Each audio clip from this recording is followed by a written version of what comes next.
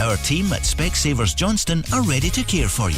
Visit us in store at 5 William Street. Call 01505 801 872 or find out more and book online at specsavers.co.uk. Then search for Johnstone.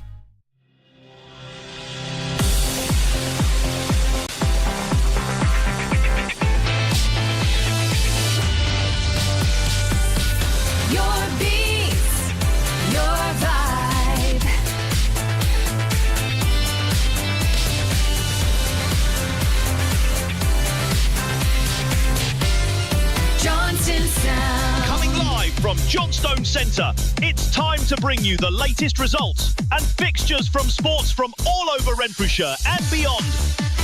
This is Johnstone Sound Scoreboard Spotlight. Good evening, welcome back to the Scoreboard Spotlight. How are you guys? Oh, I'm alright, how's you? There's been big news, things happening over the weekend. How have you all found it? For me personally, I think it's quite interesting now that we've known the split fixtures for this. Oh, there's a lot of greeting faces out there about the split for this upcoming season. The thing is, I don't understand it, because you play 19 away games, 19 home games. That's just the way it is. You know you've got a chance to play teams 3 times away or 3 times at home, so it is what it is, isn't it? Aye, but I think it'll be interesting to see, well, especially for like the last game of the season when Celtic will play Hearts, if it's not already done by then. Well, personally, if, as I was saying off air, if Celtic are out it and Hearts have got a chance of winning at Celtic Park, you're going to have 60,000 Hearts fans at Celtic Park, and I don't see any way that Celtic will be allowed to win that game. They'll be trying.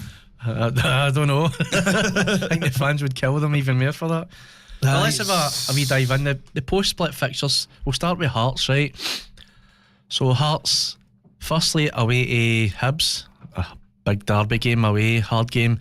Then they're home to Rangers, then they're away to Motherwell, then they're home to Falkirk, and then they're away to Celtic. So there's no easy games left. Nope. I don't think there's any games for any of them, if I'm honest. Well, I think it's all hard kind of fixtures. Here's Rangers. Rangers are home to Motherwell, away to Hearts, away to Celtic, home to Hibs, and finish off away to Falkirk. Then you've got Celtic are home to Falkirk, away to Hibs, home to Rangers, away to Motherwell, home to Hearts. It's all tough games. Aye, still a derby in there. I can see, well, there's 2 derbies in there. There's the Edinburgh derby as well. Since they started to split, they've never had Rangers and Celtic on the last day due to policing concerns, so that's never going to happen. But I think the leagues took the opportunity with either it was always going to be either Rangers and Hearts or Celtic and Hearts. It was always going to be, it had to be, so it's pretty good. I'm shocked. I'm shocked they went for it. I thought it would be 3 different teams at 3 different venues on the last day, to be honest. That would probably have been the safe bet. To stop the conspiracy theorists. To be honest though, when you think back to the Celtic Rangers ones, obviously they want to avoid that fixture for the title decider, but it still happened a few times. Yeah, we went to Ibrox where we didn't win, but we could have won it. We then did win it against them, they've won it against us, so it doesn't really matter. But I understand why they're trying to avoid it, because obviously you don't want Glasgow getting torn up after it. So Rangers last game's against Falkirk. Away to Falkirk. Yeah, I would take that.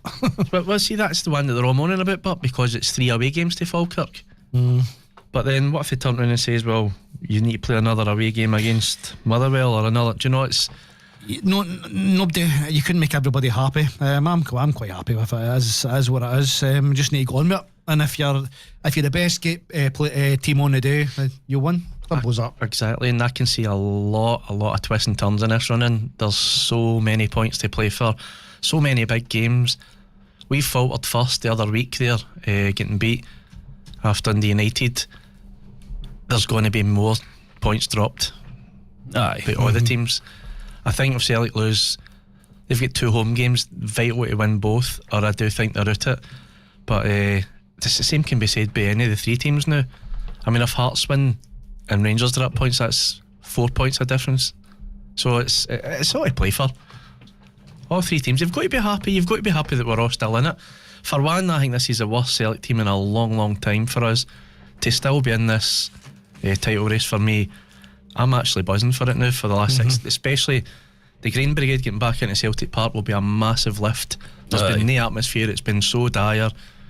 The Not Another Penny campaign, all this has been running for so long. The club needed a lift. To me, I felt as though it should have been a good while ago and not this late, but it's still coming in handy for the running, I feel, especially when you've got a Rangers game ahead. Yep. No, definitely. But let's get on to... We'll start there is some live games on tonight. Yes, there is. Did you get the link, Ricky? No? No, I'm just getting it just now. I've actually left my tablet in the car, so I'll need to run over unless I can connect with my phone. I know to the big screen. I know in the Highland League there's quite a few games on today. We've got Brora versus Brecon. That's like top of the table clash. There. We've got Formartine United playing Banks O'Dea. Nairn County will play Fraserburgh. Turriff United will play Inverurie Local Works. And then we've got one game in the Lowland League tonight, which is Stirling University, and they'll be playing Caledonian Braves. Currently the only game that's kind of scored a goal at the moment is in the Lowland League. Caledonian Braves are a 1-0 up. What time does the Borough kick off, Ricky?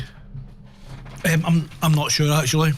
I'm pretty sure it's already started. I'm just going to check it for you right now. 1-0 up to Cumnock, 18 minutes. Maybe just ding you that live feed. Well, listen, anyway, let's go on to the scores for the Premiership. So who wants to take it away today, lads? On you go, Callum.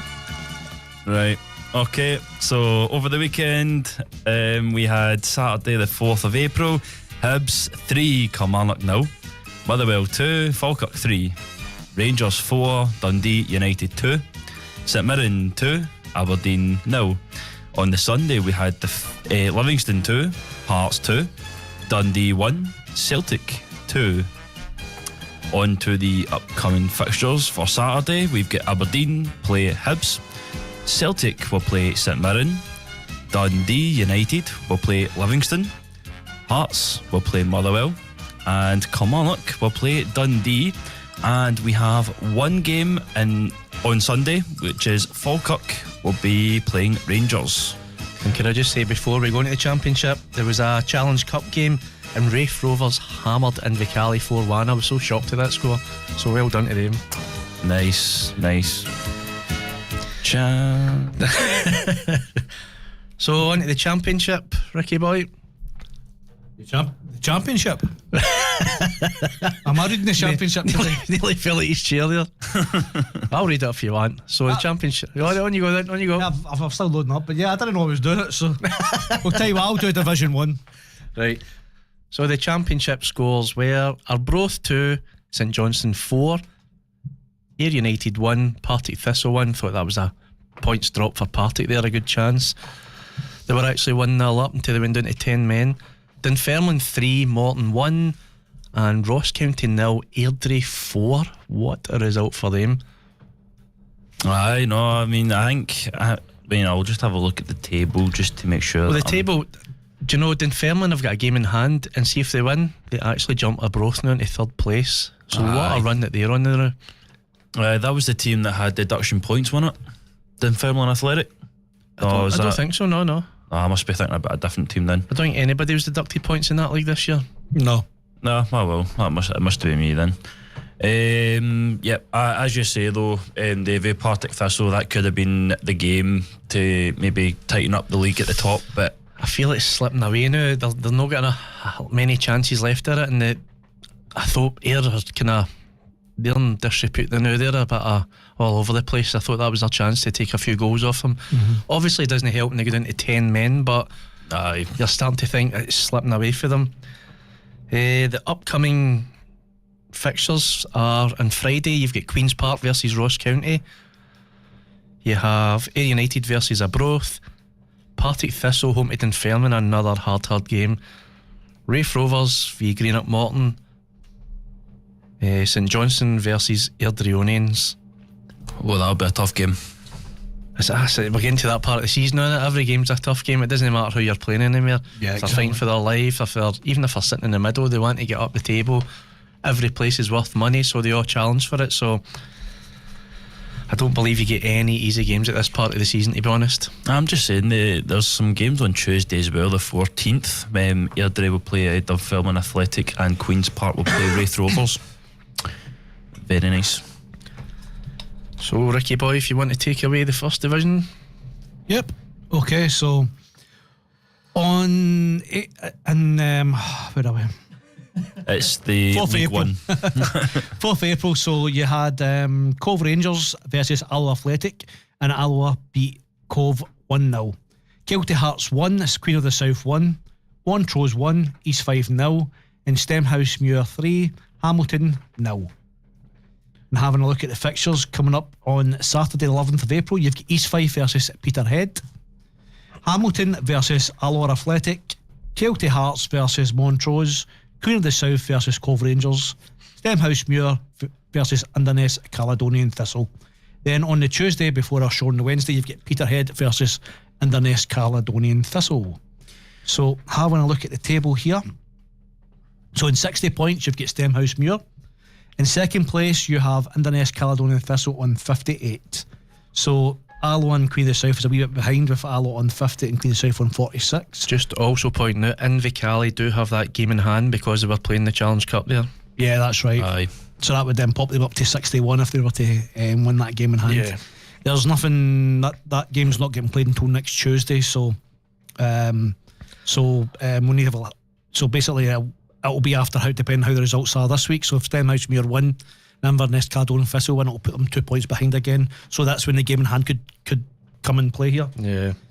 So sitting at the bottom of the table is Kelty Hearts on 23 points and Hamilton Academical on 25 points. You've got to feel for Hamilton Accies. I mean, they should have been fourth spot challenging for the playoffs, but they're actually in the playoffs at the bottom because they've obviously lost 21 points this season. Mm-hmm. I just hate the system. Aye, it's a shambles. It is what it is, but at the end of the day, you're like, a team that should be up there shouldn't be down there. They've been doing quite well, but their form has been pretty poor recently. Aye. But I think that must be down to like confidence as well. Confidence as well, yeah. They've got to a stage now where basically they're probably thinking, well, we've no chance now of what's the getting point? We're relegated. Yep. Yeah. So last but not least, into League 2, it was Clyde 3, Stirling Albion 1, East Kilbride 2, Annan 1, Edinburgh City 0, Spartans 3, Forfar Athletic 2, Elgin 1, Stranraer 1, Dumbarton 1. The fixtures upcoming are Dumbarton are home to Stirling Albion, Edinburgh City home to Clyde, Elgin City home to Annan Athletic, Forfar Athletic home to East Kilbride, and Spartans home to Stranraer. Some few tasty games in that league. So let's just go back, going to the league tables for now. Let's just talk about what are you thinking. I mean, we've all got our predictions in for the rest of the season, right? But Hearts, Rangers, Celtic, 3 points in it, 6 games to go. What are you honestly thinking to yourselves? I'm going to go for a Rangers win. It's nothing to do with being biased. I think Rangers are quite consistent now. Hearts, you don't know, and Celtic as well. I think they're going to continue their running form, and I don't see them slipping up much before the end of the season, but it might be too late for them. I couldn't see Rangers slipping up either, but you tend to find that if Rangers were to slip up, then Celtic slips up as well. That's kind of how these kind of like last minute things happen. Aye. And it's definitely going to be that. If somebody slips up, they're all going to slip up, I think. But I can see Rangers and then Celtic, then Hearts. I think as well, I would need to double check, but I'm sure the last 5 games Celtic were on the Sunday as well. So I don't know if that's an advantage or a disadvantage. If Rangers win, it's a disadvantage. If they lose, it's an advantage because you've got the day to set up for it. But that's the thing, like all the teams are on 32 point games played, so I don't think there's any like midweek games or nothing, so they should all be I felt fairly prepped. Hearts drawing and Celtic winning brought Celtic back into it for me. 3 points between 3 teams is nothing. We've all to play each other. I think the head-to-heads are absolutely crucial. If we were to manage to beat Rangers at Celtic Park, and then you're getting into the last game a point ahead of them, playing Hearts, everything to play for everybody, you know what I mean? There's so many scenarios you can work out. I still think if Hearts win this weekend against Motherwell, I still have them as favourite, because over the course of time they've still been top, they've still won the most, they've still, Rangers seem to be on a bit of better form, but I'm still being told that they're not playing great, they're just scoring now, and you know yourself that can dry up at any time. So I think all three teams are one loss away from a disaster. Do you know that way? Speaking about disasters, I still feel sorry for St Mirren. Despite they had a good win against Aberdeen the other night, I still feel like there's still plenty of room for error down at that end of the league. Well, there's only 5 points between Dundee and Kilmarnock, so it's all to play for that playoff spot. I feel St Mirren's going to be consistent now to the end of the season. They seem to have found form again with this new manager. Apologies, I forget his name. I don't think they'll be consistent, but I think they'll make it. Yeah, I do think it'll be. I think I can see them winning just about every game for the rest of the season. I don't know. I really don't know. The two Dundee teams are going to give them a good game. I see Aberdeen getting into this second bottom space. I see it as well. I just think they're just rotten now. I don't know what's happened to them. Callum must have jinxed them at the start of the season, but saying they'd win it. I must have been, but I'm just. You can't win demotion. That's the wrong side. Maybe he was talking about winning the playoff to slide up. I mean, I still do feel the worst for St Mirren, because on Saturday they've got a Parkhead visit to Celtic, and then on the Saturday after that they've got Livingston. No, it's a Hampden visit with Celtic for the semi, is it no? Oh, I'm looking at this kind of thing, the domestic league, but But that's the thing for me. If Celtic were to beat them 2 weeks in a row, I think that could crucify them. It's like 2 defeats can put you in a bad run. Yeah. I think they'll survive. I do think they'll survive. As I say, I think it'll be Aberdeen down there at the end. Livy will be relegated and they'll win the playoff. I just think they're the worst out the bunch now. I was hoping it was Kilmarnock, but they've since picked up a bit of form under Neil McCann. I think they will claw their way out it. See, the thing is, to me, they're all big teams, like they're Premiership teams, and it'll be weird that one of them, Aberdeen, in the playoff, wow. But Kilmarnock in the playoff, wow. St Mirren in the playoff, wow. Think about 10 years ago when you had Rangers, Hibs and Hearts on the Championship. I know, that was mental. That's right, aye. So on to the Championship. See, before we move on, yes. Can I just let you know, I've had a look at the fixtures like we were talking about earlier on. No one's really got advantage. So that in the last 3 games, in the third last game, you've got Hearts versus Rangers on the Monday and Celtic playing the Sunday. Right. So on the second last game, you've got Rangers and Celtic playing on the Sunday. So Hearts would have already played on the Friday. On the Saturday. Then the last game, everybody's all playing on the same day. So no one really has advantage. To me, you've got to play the same teams, right? It's set out quite fair. Aye, alright, you've got an extra away game against Falkirk, but would you have took the away game against any of the other teams over Falkirk? No, it's... Do you know, it's funny. I was really disappointed in Ali McCoy's. He made a statement that Celtic run, we know Celtic run it up there and they just get to do what they want and all that. I don't know if you've read it yet. I have. It's quite embarrassing, but it's like, come on, get a grip. Maybe he's needing the clicks. That I will. He's down in England, they don't care about Scottish football, so he's safe. But on to the Championship, damn to see Partick clawing 5 points back. What's that? Do you see them clawing back 5 points? They're currently sitting second spot at 60 points and St Johnstone 65. So four games to play. Still doable. 12 points to play for. It is doable, but I don't see St Johnstone losing many games. Nah, they've been quite consistent. I still see Partick dropping more than him. I think that's more or less over. I think that'll be confirmed in the next couple of games, to be honest. Yeah, it's between Partick Thistle and St Johnstone. Partick Thistle basically win every game there is left, and St Johnstone need to drop something. It's simple as that. Aye. On to League One, Steny and Invercargill, they just can't separate them, can you?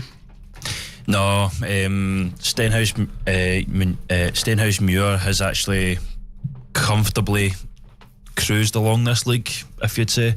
Well, they done well. I mean, it was Invercargill that cruised it. Steny were really, really good to pull this gap back. Obviously, Invercargill get the game in hand, they can go a point above them still, and they do have a far heavier goal difference with 10 to now, a game in hand. That's If right. they went on to win like 5, that's 50. You know what I mean? It could be anything. So I don't know. Did they play each other before then? Do you know? I'll have a wee run through the fixtures. Because I think that would be. Aye, funny enough, it's this Saturday. Is it? Steny will play Inverness. Yeah, Well, that's a monster game then. That's a 6-pointer. So Half that could 5. actually determine who wins this league. no. But then Steny will play Cove Rangers the week after. And I think Which- Inverness has got their game in hand on Tuesday. Is it? Who's it against? Just tell you, Peterhead. Peterhead. Aye. That's going to be a hard game that away as well.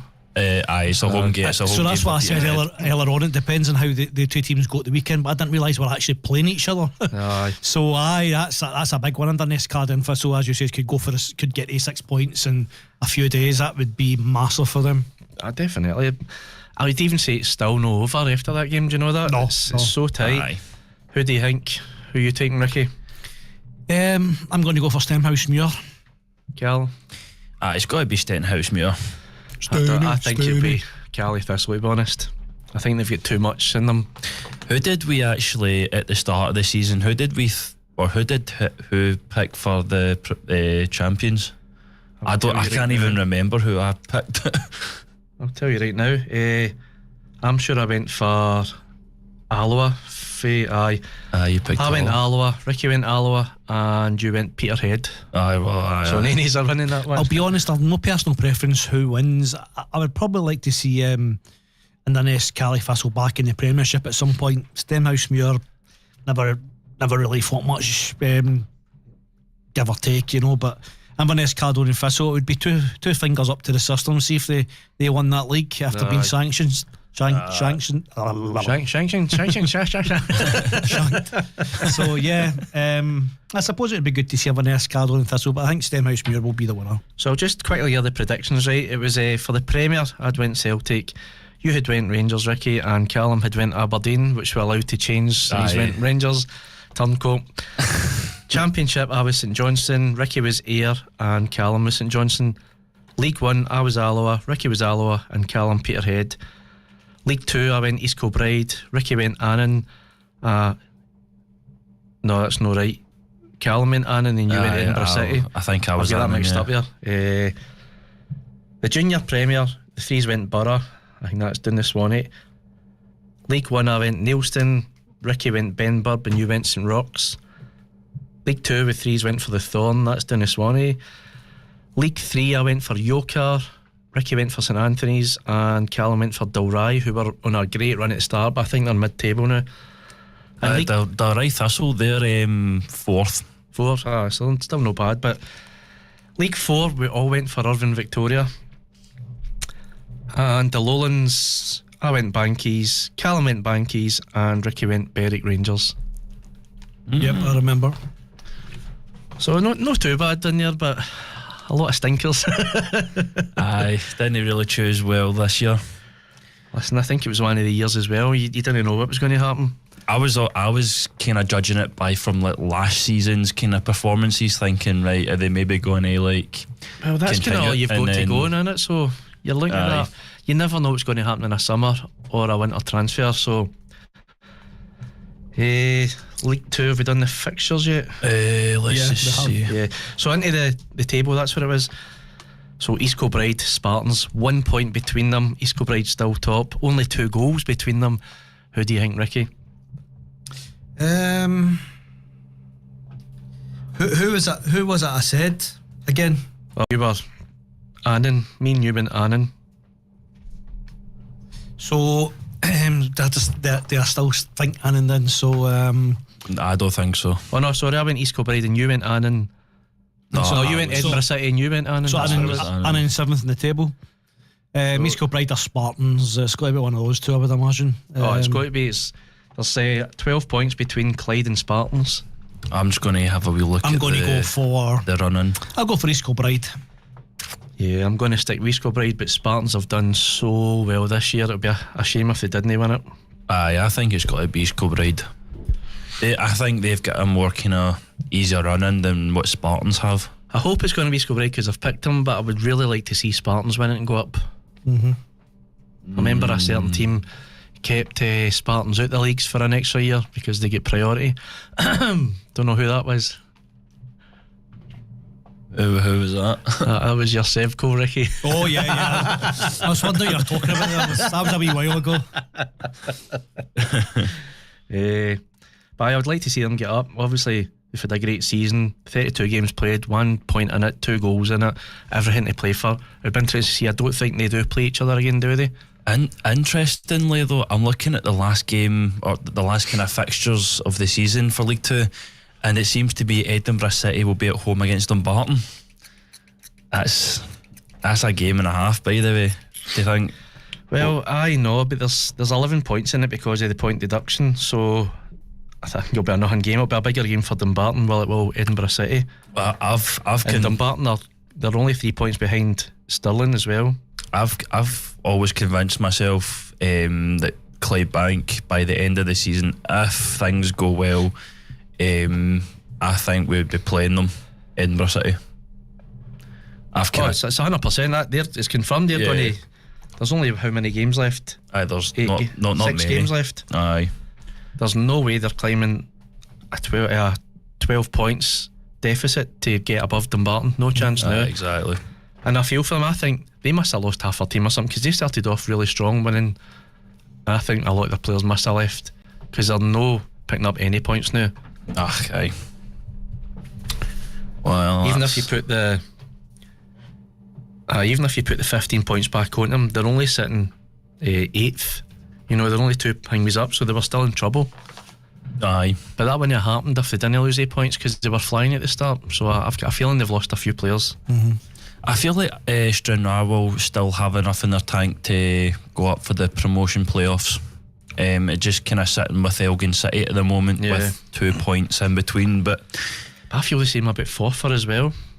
I think Forfar have got it in them still to challenge. You think? There's only 2 points between the three of them, so it's just because of the goal difference. Stranraer on -1 and Forfar on -2. Elgin are only on 0, but so there's only 2 goals between them as well. And guys, Cumnock Juniors scored a second one against Johnstone Burgh. I actually said to my dad before leaving here that it's going to be a tough one for the Borough. Definitely. I've always said in this studio actually that Cumnock's home ground's always a hard ground to come out results with. I don't know what it is. I think the teams above us in the league now, I think, are all better teams. I think it's that clear. I can't remember the last time we beat one of the teams above us, and if it is, it must be somebody that's right next to us, because Pollock beat us, Cumnock beat us, Troon beat us, Auchinleck beat us. It's one of them. I think they deserve to be where they are, to be honest. They need to make sure they get into this top 8. But what happens as well with, obviously, Bowness has now come out and said that they're leaving, they're folding. Is that another space available then? It might no, I don't know how that works, because I think would they not fall into the east? It's in the east. It depends. Basically, their slot would be taken up. I did read something about it. I'll try and find information on it, and I'll get back to you. Ricky doing his thing, he just loves to dive into that internet, doesn't he? He's like a demon on that screen. Just see what the scores are like currently in the Highland League. So there's still nothing in the Brora versus Breaking City game. Still 0-0 there. Formerton United are 1-0 up against Banks of Dee. Nairn County are still 0-0 with Fraserburgh. Turriff United are losing 1-0 at the moment against Inverurie Local Works. And the one game in the Lowland League, it's still Caledonian Braves 1-0. Also, there was Champions League fixtures last night. Don't know if you watched it. Real Madrid won, Bayern Munich 2. No. Harry Kane is on fire. Sporting 0, Arsenal 1. Sporting were unlucky not to win that game at the death, actually, but it was Arsenal that get the late goal and won. Tonight, Barcelona v Atletico is 0-0, half an hour played, and PSG are 1-0 up on Liverpool. I feel like once Mo Salah goes, I don't think they'll have MD left really in that Liverpool squad. That'll be great. I can see them being better next year than this year. I've got a sneaky feeling that the the death of Jota has really hit the team bad. Oh God, they were flying at the start of the year, and then all of a sudden they just look as though anybody can beat them. So yeah, it must knock the stuffing out of you losing a teammate like that. Salah was one of his best mates, and he's not had a great season. So I think it's best for all with him doing the change the new and getting his head straight somewhere else. Aye. Liverpool's Liverpool. You know, they'll pick up players from everywhere. They'll spend a lot of money. They'll still be there or thereabouts. But what a terrible season it's ended up for them. Yeah, it's not been great for Arne Slot.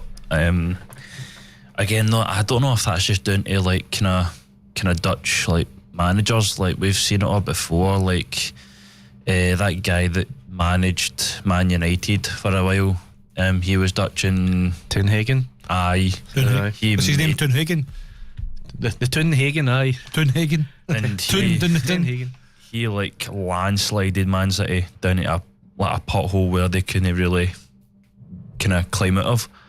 Really, until Man U is it's a hang me club, but you look at what the managers went in there. There's no way it's down to the manager every time.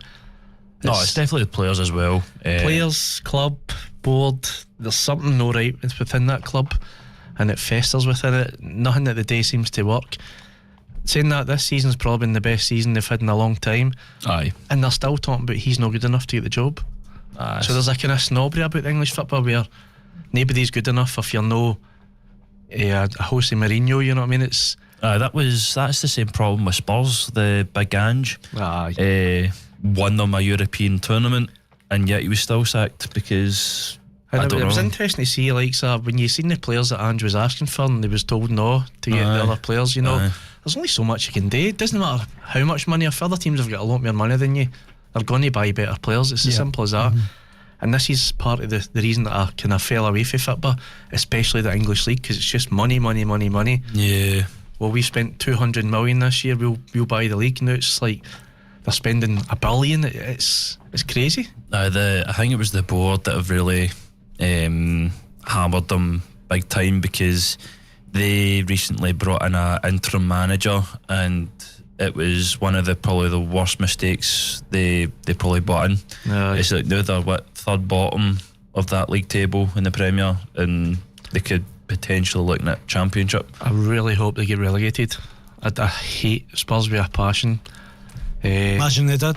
Like that stadium, £1 billion stadium in the Championship. I know, it'll be nuts. And everybody thought it was going to be Everton going down as well, but there you go. I really hope to see Spurs go down. We've just came up. It was Jamie Conn had scored the second goal for Cumnock and Tam off with the first one against the Borough. Well, we've just got a wee goal break here as well. Brora Rangers are 1-0 up against Brecon City. So it's looking like Brora Rangers are now sitting first at the moment. There was also a Europa game today. SC Braga won, Real Betis won.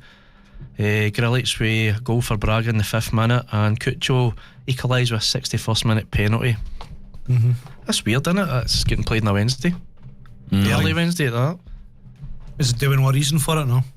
No idea. Probably telly or something like that. Tomorrow's games with the Europa League is Bologna v Aston Villa. Be interesting to see how well that goes. Porto v Nottingham Forest, and Freiburg v Celta Vigo. It's getting to the nitty gritty, the knockout stages as well now. Aye, definitely. The Conference League is Rayo Vallecano v AEK Athens, Crystal Palace, it's so weird saying that, isn't it? Crystal Palace v Fiorentina, Mainz v Strasbourg, and Shakhtar Donetsk v AZ Alkmaar.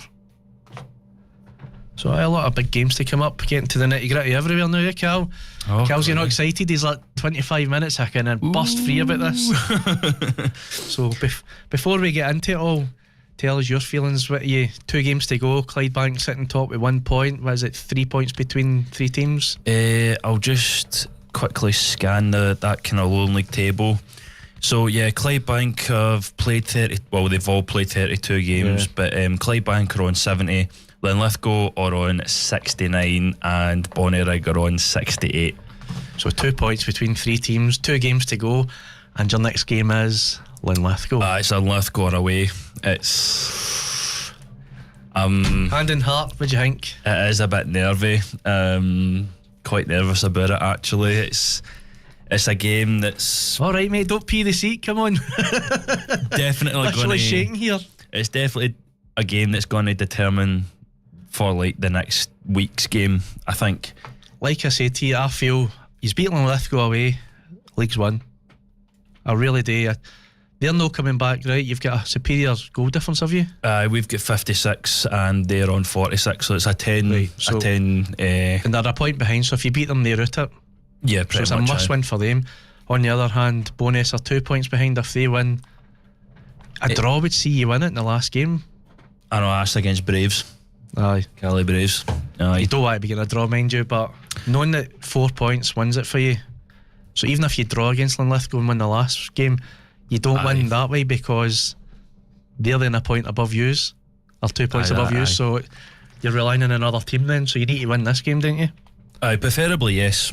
I've just kind of said to myself, every game's a must-win game. Just focus on us and hopefully just rely on other teams to kind of do it for us. You win your last 2 games, you don't rely on anybody. That's it. Aye, that's it.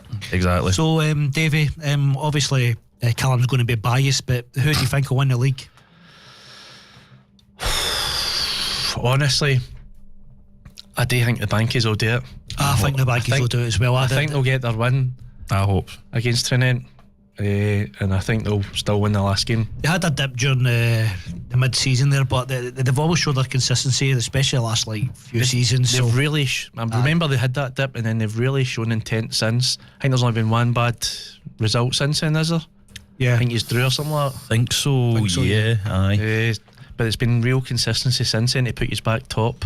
well, best of luck to them, and I hope they do it. And best of luck to yourself, Callum. And it will be you'll be absolutely buzzing if they do. Aye. You'll be bouncing off walls. If he's losing the last minute, expect a ha-ha phone call, mind you.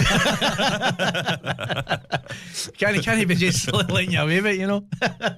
Oh, that's the thing. Like, come by Saturday, we'll probably talk about it more. If you're going to on- start singing Kumbaya there. We'll talk about it more in the helps you second should. hour. But Bonnyrigg, they'll have a game on Saturday against Broxburn. It's at Broxburn's ground, so it will be a hard game. Aye. What's their last game? The last game of the season, I shall find that for you. Let's see. Right, so April, their last game of the season is Linlithgow. Oh. Linlithgow Rose. And it's at Bonnyrigg's ground, that game. Oh, that is. Linlithgow has got 2 tough games. Aye, so I it's, tell you what, it will if they give. win the games, they deserve to win it. If they beat yous and then go away to beat them, It would be hearts. their fans heartbreaking. must have hearts in the mouth. They know that's 2 hard games to finish. Well, I was at the Linlithgow versus Celtic B game the other day, and it was so painful just to watch how good Linlithgow were. Granted, the first half of that kind of game, Celtic B, they only had the one objective, and one objective only was just to knacker them out. Basically, just pass it up and down the pitch, or sideways along the pitch. But they done really nothing really in the final third to kind of cause threats in their Linlithgow's box. It was just unfortunately that Linlithgow, they were just a fast counter-attacking team. Aye. And they've just went for it and results. And you remember as well, when you were on the ascendancy again, chasing, was it no Bonnyrigg get beat off Celtic B as well, 2-1? I think that's right, aye. Aye. So it just shows you these teams, they're up for it as well. Aye. Oh, definitely. They know as well, but they'll know. It's Even beating yous at home, they know they're then going to an even harder game away for the last game. We use getting an easier game. Aye. It's actually quite exciting in the league now where I've started to go other grounds just to see what happens at their results. It's not the first. Will somebody please give Callum a sleeping tablet? He's no slept for 2 weeks. Aye, it's not the first couple of times I've went to Airdrie's ground and watched Celtic B play either Bonnyrigg or Linlithgow, whatever it is. I've went round grounds. Obviously you can't see him, but Callum is sitting here like he's taking 40 pep pills, honestly. He's shaking as he speaks. The excitement's too much for him. Honestly, the dream of just going into the SPFL League 2, You turn into Ricky there. Is that what it's doing to you?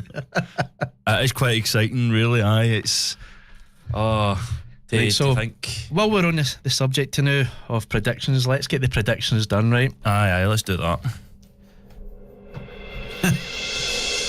We're looking into the future, Ricky.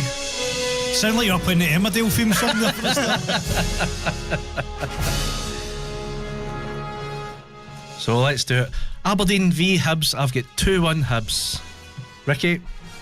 Aberdeen versus Hibs. I shall go for 3-0 Hibs. Yep. Carl? I think it'll be a close game. I think it'll be a 1-0 Hibs. Celtic v St Mirren. With everything that's happened, I don't even know how I'm this confident, but I'm going for a 4-0 victory. Ooh. It's a big win we need at the weekend. It's Celtic versus St Mirren, 4-0. Yeah. It's at home, remember? I'll go for 2-0. Ooh. I'll go with a 2-1 Celtic. 2-1 Celtic. Dundee United v Livingston. I've went a 3-2 away win for Livingston. 3-2. 3-2. Well, I'll go for 2-0 Dundee United. I don't know. I think it could be a snooze fest. I think it could be a boring game. I think it'll be 1-1, a draw. Hearts v Motherwell. I think Hearts bounce back this week. I think they'll beat them 2-1 at home. Yep. I'll go for 2-0 Hearts. I'll go with a comfortable 3-0 Hearts. Kelly v Dundee. I'm going for a 2-0 Kelly home win. I'll go for 2-1 Kilmarnock. This is where I get bold. I think Dundee will win it. I think it'll be a 2-1 Dundee. Falkirk v Rangers. It's got to be Rangers all the way, innit? I've got a 2-1 away win for Rangers. I'll go for 3-1 Falkirk. To Rangers. So. I'll go with a comfortable 3-0 Rangers. Away, I think that's. I don't know. I think it's going to be a tight game. Every away game, the three teams have struggled. By the way, if you look back, Queen's Park v Ross County. I've got a 3-0 away win for Ross County. They seem to have picked up some form now. I'll go for Ross County 2-0. I think it'll be a draw. I think it'll go as a 2-2. 2-2 draw. Ayr v Arbroath. I'm going once again for an away win. Arbroath 2-0. Poor Arbroath, that's your fault. I know. I've put them in a downer, mate. Every time I back them, they get beat. Every time I don't back them, they win. I'll go for 2-0. 2-0 to Ayr. 2-0. Or 2-0. He says 2-0. I'm so confused. I'm like, is this are you trying to tip me? Right, so you've went with an Arbroath win. Right, I'll go with an Ayr United win. I'll go with a 2-1 Ayr. 2-1 Ayr. Aye. Partick v Dunfermline. I've went for a 3-2 Partick win. I'll go for 2-0 Partick Thistle. I'll go with a 1-0 Partick. Wraith v Morton. I'm again going for another away win. 2-1 Morton. I should put the pools on it this week. I'll go for 1-0 Wraith Rovers. I'll go with a 1-1 draw. Always like how you go different, Kill. I love being bold. St Johnstone v Airdrie. I've went for an easy 3-1 win for St Johnstone. I'll go for 3-0 to St Johnstone. I'll just make it as if Airdrie isn't going to score any goals. I don't know. It will be a St Johnstone win, but I think Airdrie will score a few goals. I think it'll be a 4-2 St Johnstone. What a way to finish off the predictions, Carl. Aye. There we go. So we've got 10 minutes left. I'll just update, see what's happening here. Oh, so there we go. Turriff United are now losing 2-0 to Inverurie Local Works, just coming up for half time there. Fraserburgh have also scored. They're 1-0 up against Nairn County. And Formartine United are still 1-0 at the half time break. Barora Rangers are still 1-0 against Brecon City. And the Lowland League game, Stirling University are still getting beat 1-0 to the Caledonian Braves into the half-time break as well. In the West of Scotland Premiership, it's half-time. Cumnock Juniors 2, Johnstone Burgh 0. And there's about 5 minutes of the break left, and they will be into the second half. 5 minutes of the break, is that not how it started? No, because there's wee ball boys on the... Who is it again? I think that's still half time, I think. Why is it 46-45? That's weird. Anyway, I'm going to give you the team that started for the Borough. Scullion, Grant, Gilday, McDonald, Forrester, McShane, Christie, Esplin, Lafferty, Rossiter and Watson. And on the bench was Gilmartin, Curry, Faulds, King, Mason, Cummings and Gallagher. So it's a good squad they've got out there. Is Diver no in it? I think is he no injured again? Is he injured? I don't think it lasted long. I think he picked up another injury. He's they do expect him to be back in the next couple of games. They really need him for the running. For the running, I just want to let you know that what games, it's all been confirmed now what Johnstone Borough's going to play for the rest of the season. So it's Cumnock Juniors versus Johnstone Borough. Then they've got Rutherglen Glencairn. Then they have Renfrew. They've got Shotspawn Accord, Troon, Beef Juniors, Shotspawn Accord, Cowan and Rangers in Renfrew. That'll be the final game of the season. Where's the Renfrew? Is that away? It's a Renfrew home game. It get called off twice because of the bad weather. That's what you want, but you want a home game to finish off, especially if they're going. It's a Renfrew home game, sorry. Oh, Renfrew home game. It's a shame because you want it to be a home game for, obviously, if you manage to qualify to go up into the Lowland Leagues. Nope, they're off to New Western Park.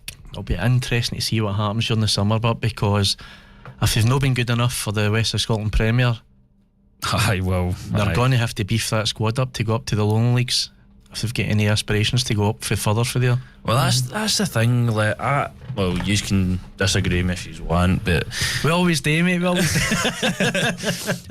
I think if you do successfully reach the top 8 into the Lowland League West, I think it would be no question of a doubt that you will need to do a clear out.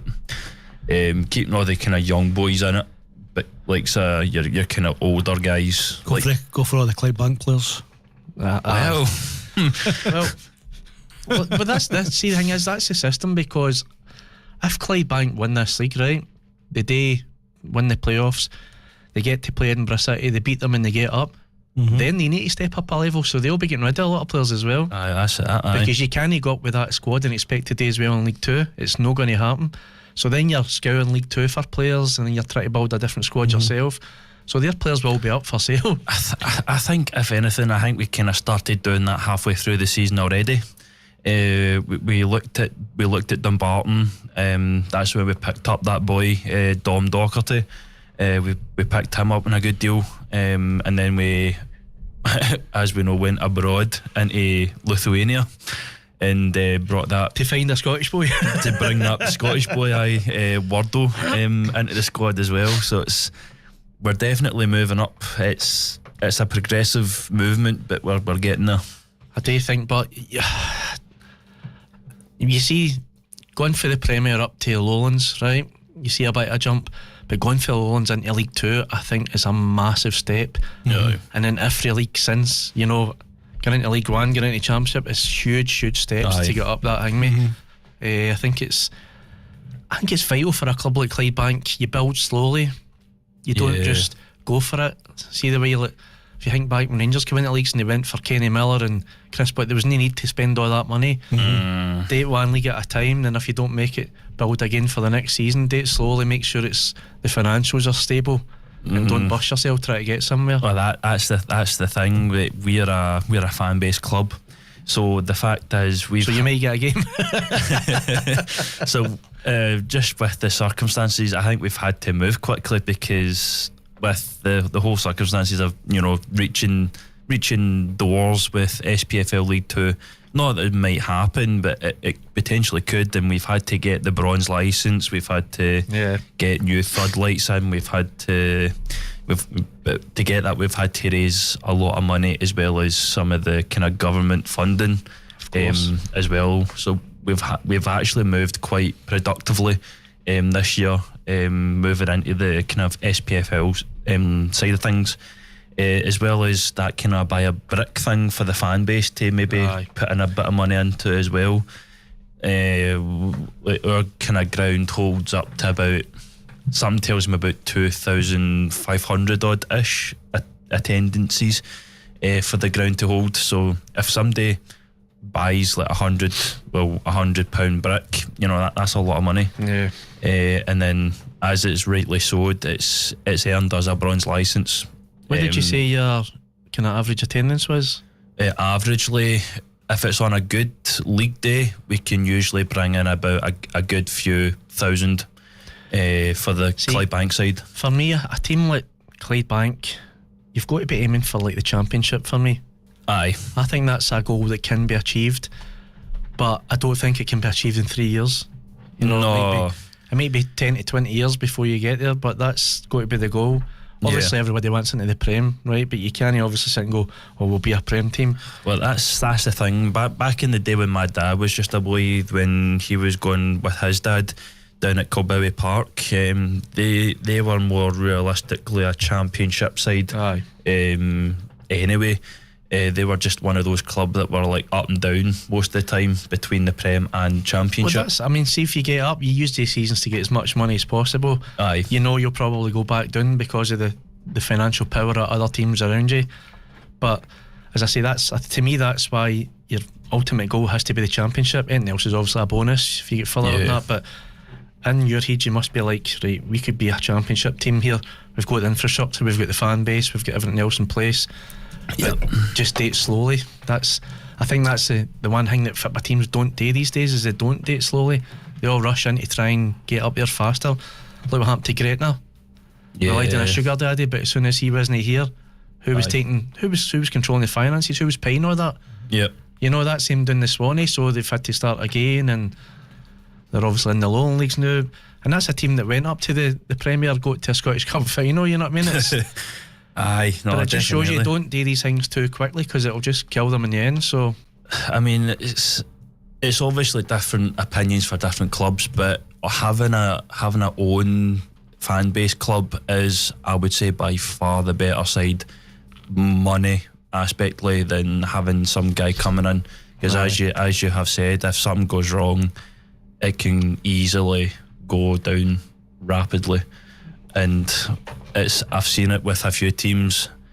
That's why, and it's not nice. A fan-based club like that is probably the best thing, because you're not going to overspend just chasing dreams. Yeah, you need to stay within your means. Aye. For me, you get player loyalty as well. If you've built something, a lot of players will stay because of what you're aiming for. Yeah.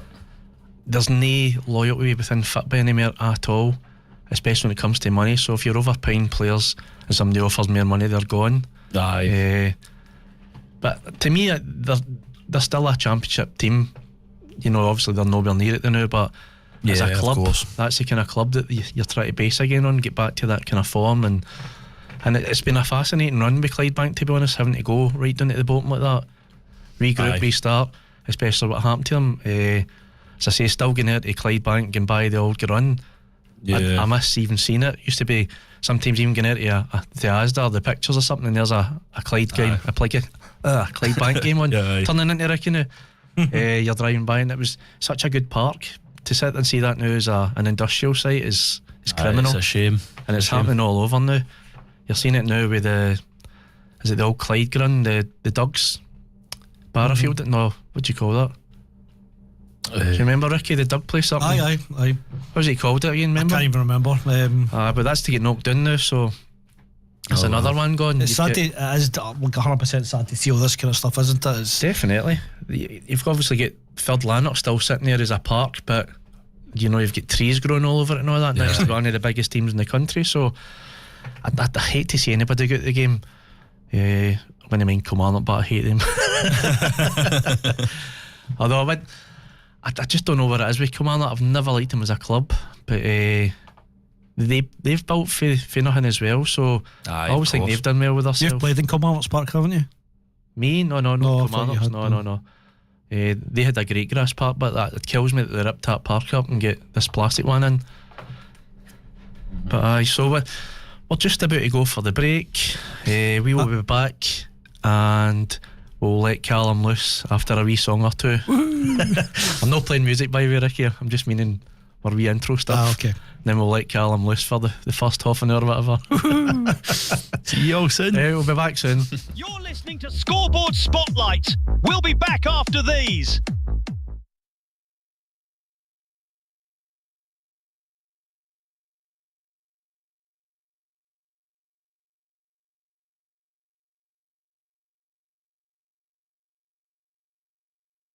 Reach Pharmacy offer all the medicines and healthcare essentials you'd expect, including allergy and weight loss advice and assistance, ear health and travel and COVID testing. Reach Pharmacy also have your toiletries, travel and sun care, first aid, supplements, plus baby and pet care too, and with branches in Howwood, Elderslie, Speightstown and Johnstone Castle, as well as Glasgow and Gartcosh. Award-winning Reach Pharmacy is your local pharmacy for great service and advice. Click on reachpharmacy.com or find them on Facebook.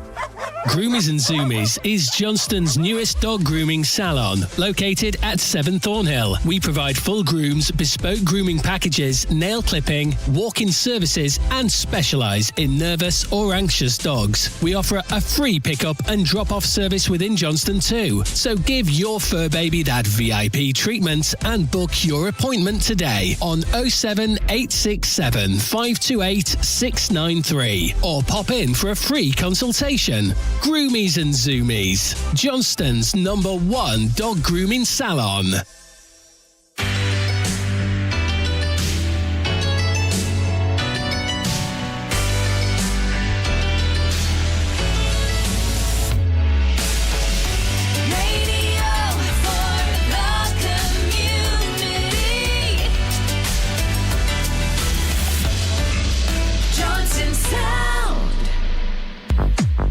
Live from Johnstone Centre every Wednesday.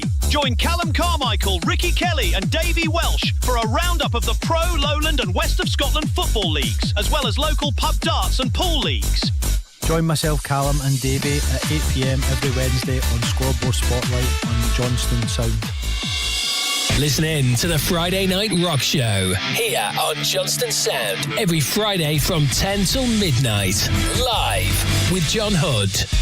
Now open, the brand new Specsavers store in the heart of Johnstone for all your eye care and hearing needs. With 4 testing rooms, the latest facilities and a range of services including eye health checkups, glasses, contact lenses and hearing checks, our team at Specsavers Johnstone are ready to care for you. Visit us in store at 5 William Street. Call 01505 801 872 or find out more and book online at specsavers.co.uk. Then search for Johnstone.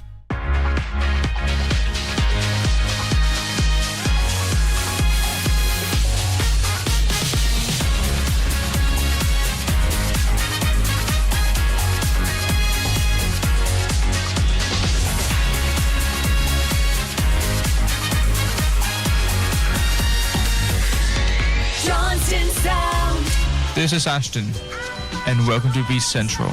Don't miss out on Monday, 11 to 12. Hi, it's me, Charlie. Come and join me every second Sunday from 1 p.m. until 2 p.m. Broadcasting here on Johnstone Sound for the Watery Apple Show. Every second Sunday, Johnstone Sound, the Watery Apple Show from 1 p.m. till 2 p.m.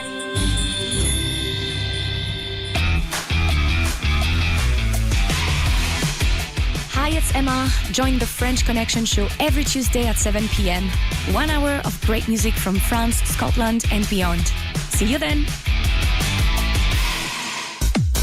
Coming Coming live from Johnstone Centre, it's time to bring you the latest results and fixtures from sports from all over Renfrewshire and beyond. This is Johnstone Sound Scoreboard Spotlight. Welcome back, and Ricky, you made us a promise, mate.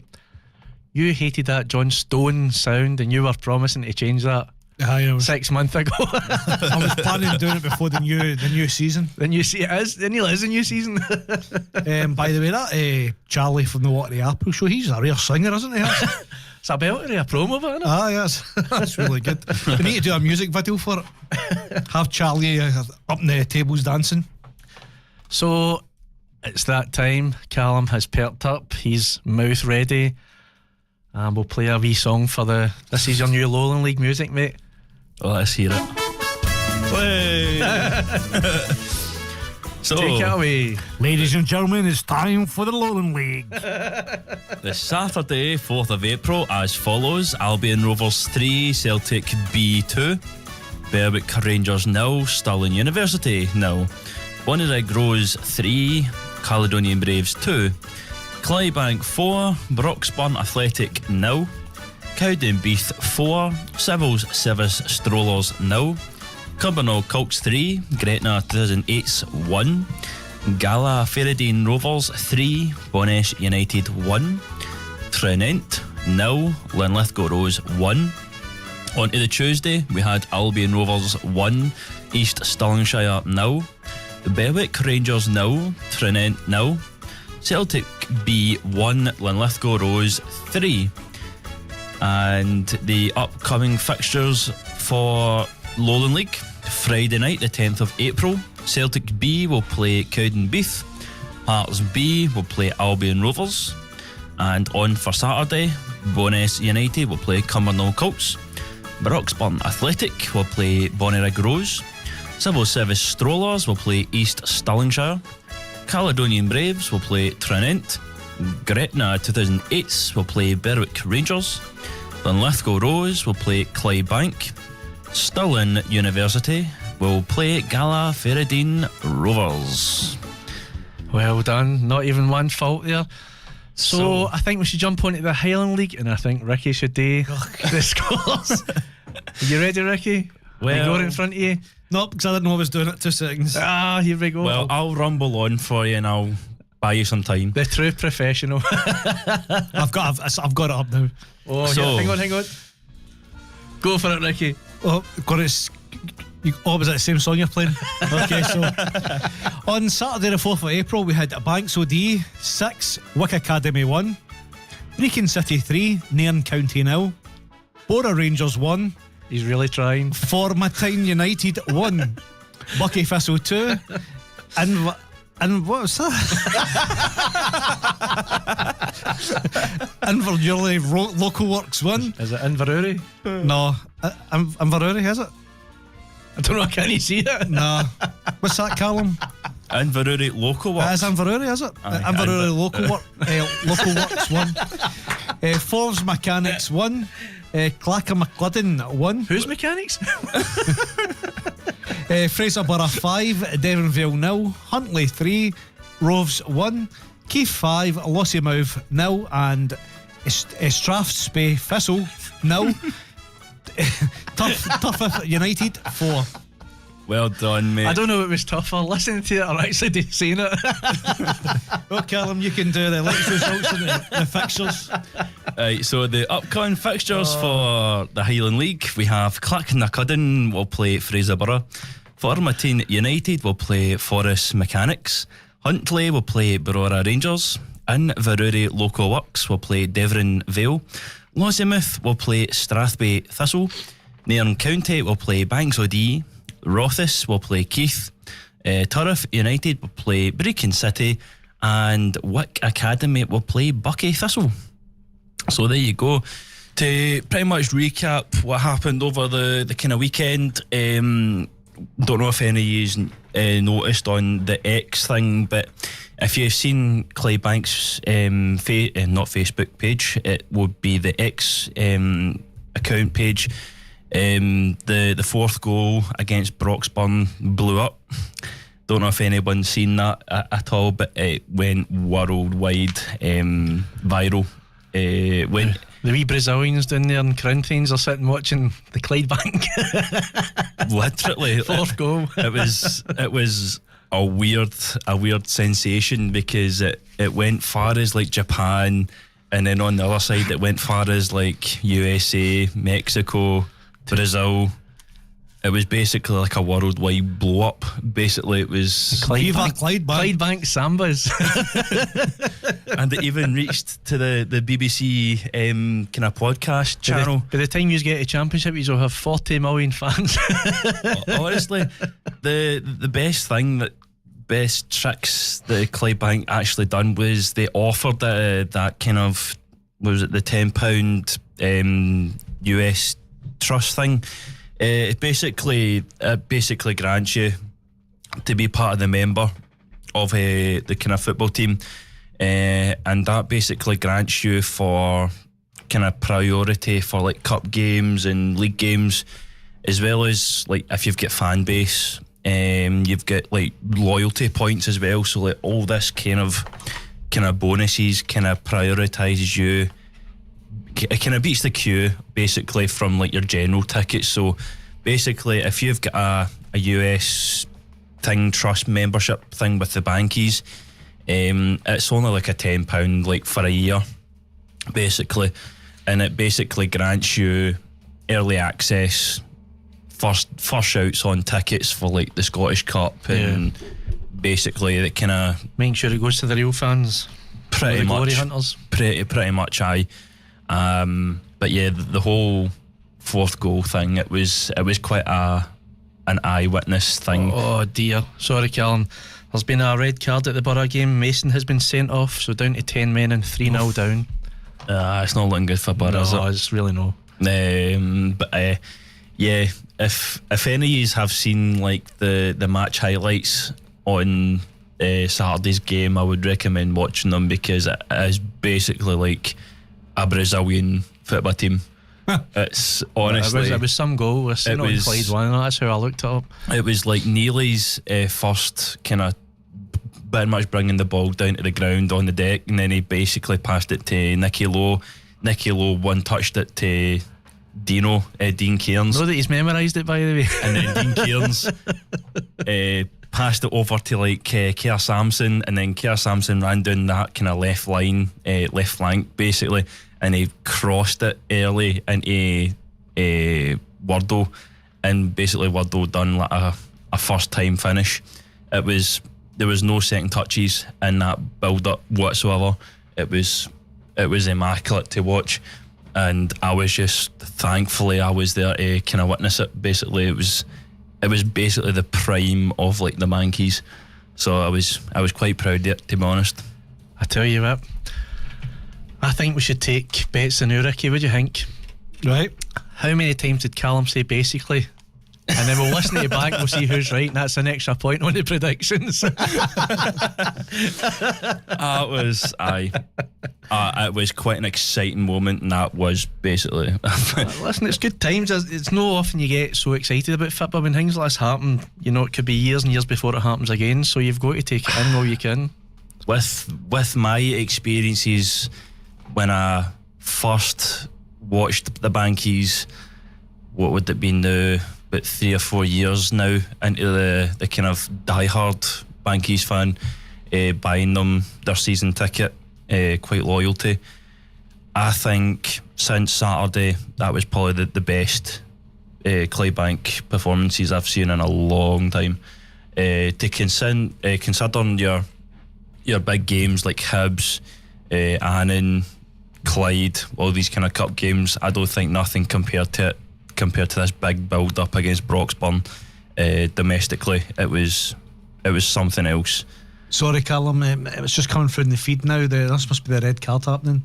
The players were kind of argy-bargy with each other there. Sorry, what were you saying?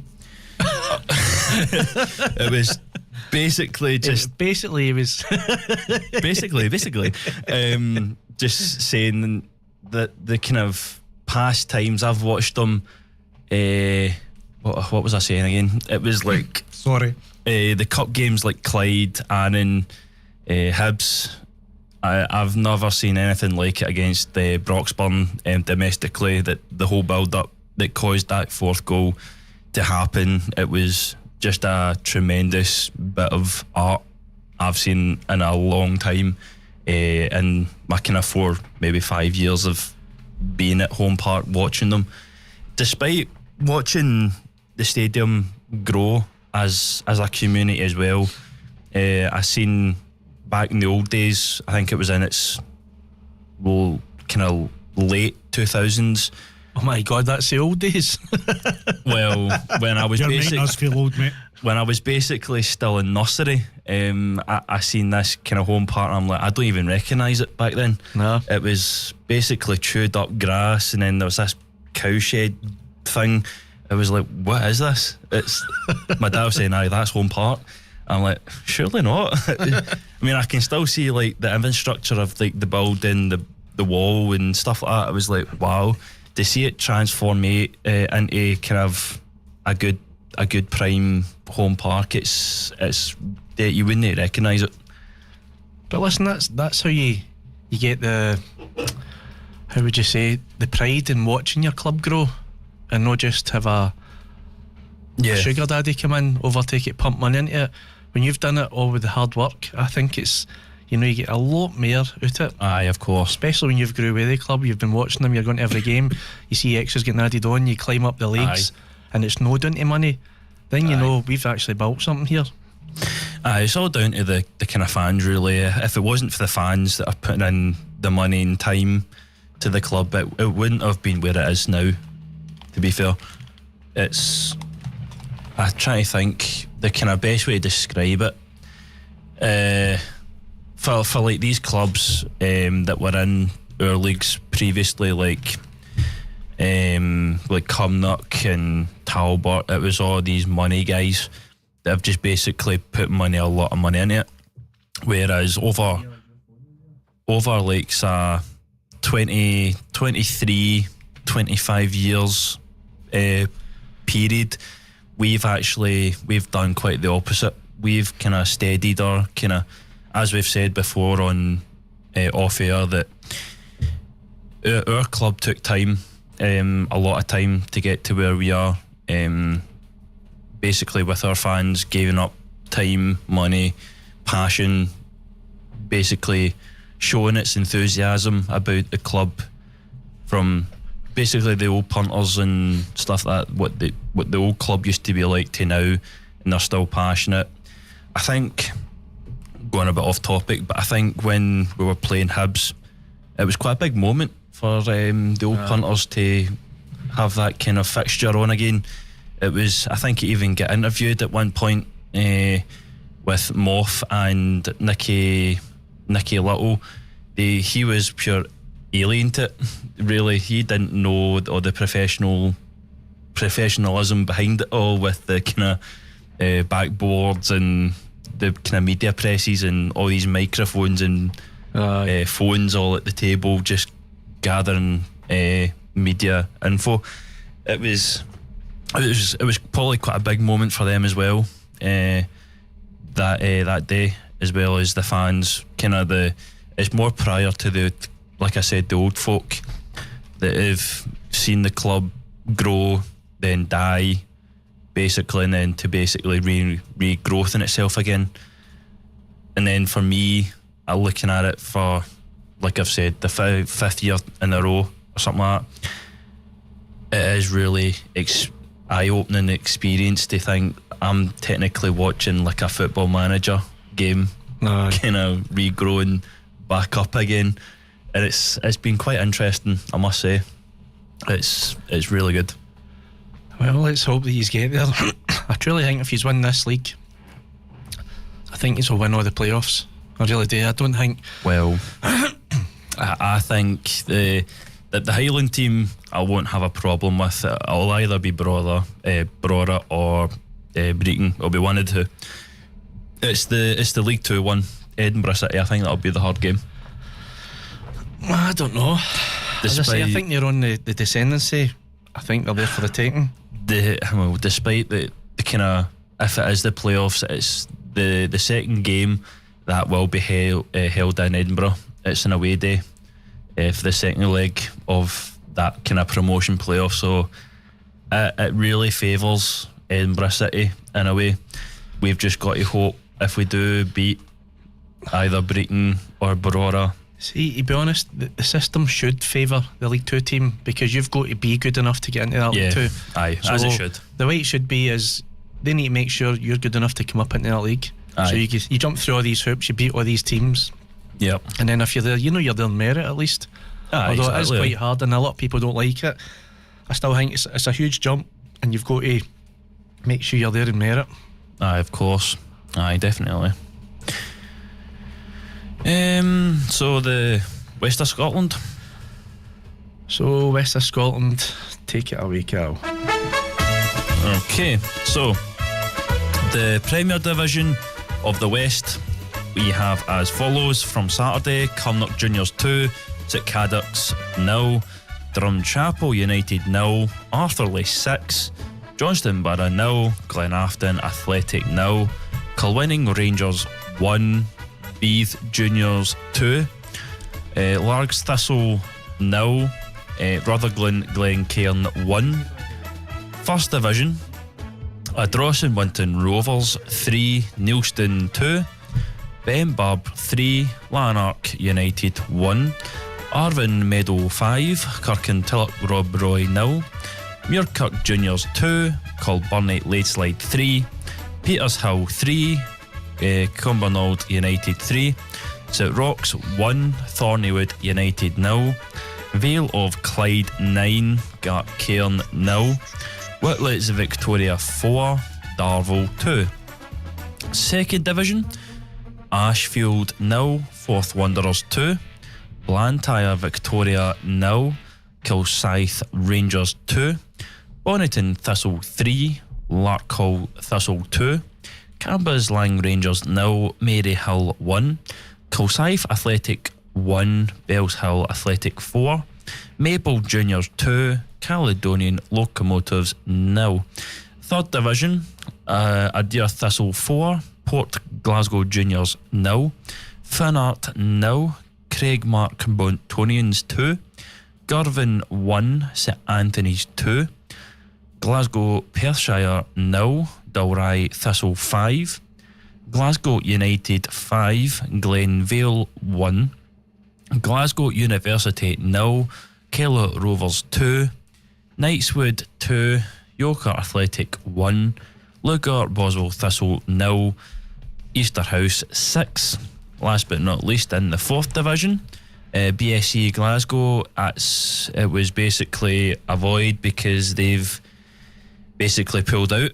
That was news through the week or through last week. We just weren't here to cover it, but basically BSC Glasgow have had to opt out.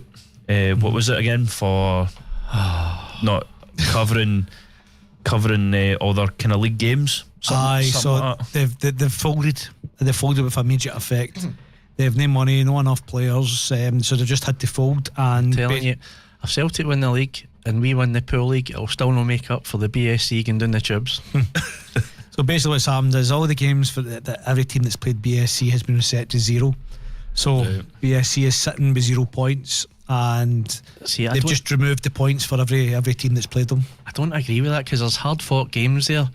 They've obviously won games as well, so now teams that lost to them, it doesn't matter because other teams can't play them because they folded.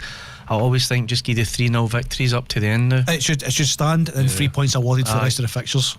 Definitely. I just don't agree with the way they take it away like that. That could be 3 vital points for somebody else at the bottom as well, who now might get relegated because of it. So I don't know. If you've played the game, it must stand in my eyes. Aye. Other games as follows in the fourth division: East Kilbride YM 2, Newmains United 0, Rossvale 1, Giffnock 3, Saltcoats Victoria 2, Irvine Victoria 6, and Wishaw versus St Peters was abandoned. I don't know for what reason, but it got abandoned.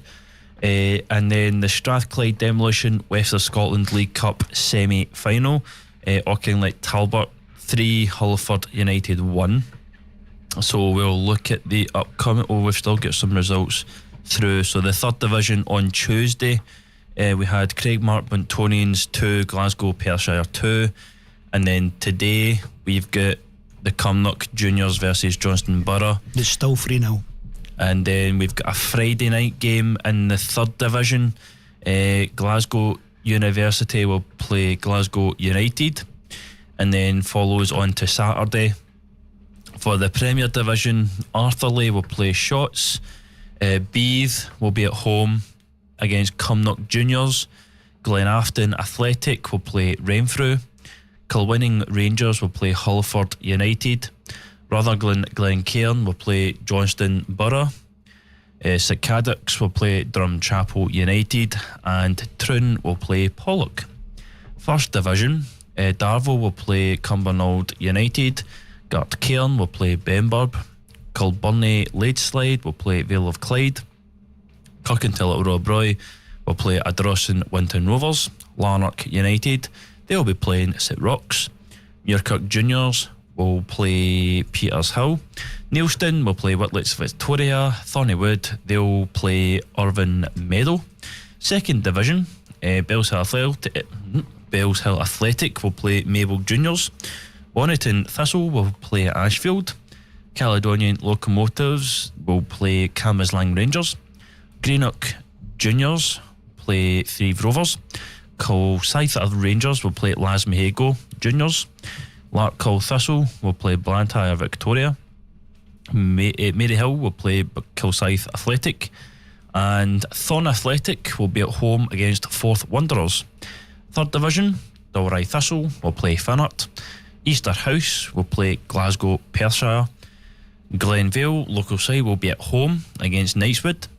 Kellow Rovers will play Craigmark Buntonians. Port Glasgow Juniors will play Girvan.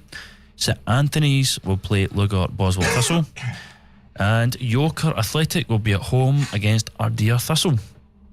Fourth Division, last but not least, Carluke Rovers will play Saltcoats Victoria. East Kilbride Thistle will play Rossvale. Royal Albert will play Campbelltown Pupils. Local side St Peters will play Vale of Leven. West Park United will play East Kilbride YM, and Wishaw will play Eglinton, and the later kick-off at 2:30. BFC Glasgow will play Irvine Victoria, but as I have said, BFC Glasgow have opted and folded, so it'll be a void.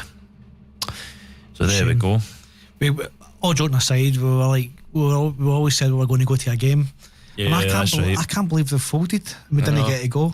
I'm presuming now it's probably going to be the last game of the season, the way things are going, but I can't believe that they've actually folded. I know, that's it. Maybe they folded because they found out we were supporting them.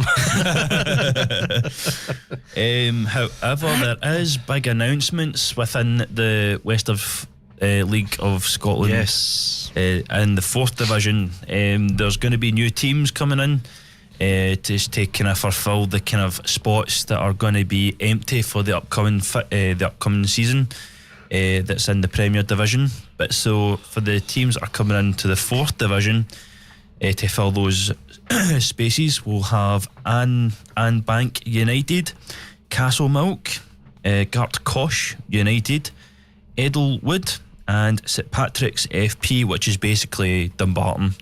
That's from their side. And basically whoever wishes to participate in the fourth division for the kind of remaining spots, they have got to contact directly to the secretary at West of Scotland Football, basically the secretary at wosfl.co.uk, and basically from there you'll hopefully have a wee bit of contact to basically whether you've been granted the spot, or if you're too slow then you've probably been rejected. But it'll be quite an interesting fourth division, I suppose. New teams, definitely, new challenges. I take it that's all amateur teams.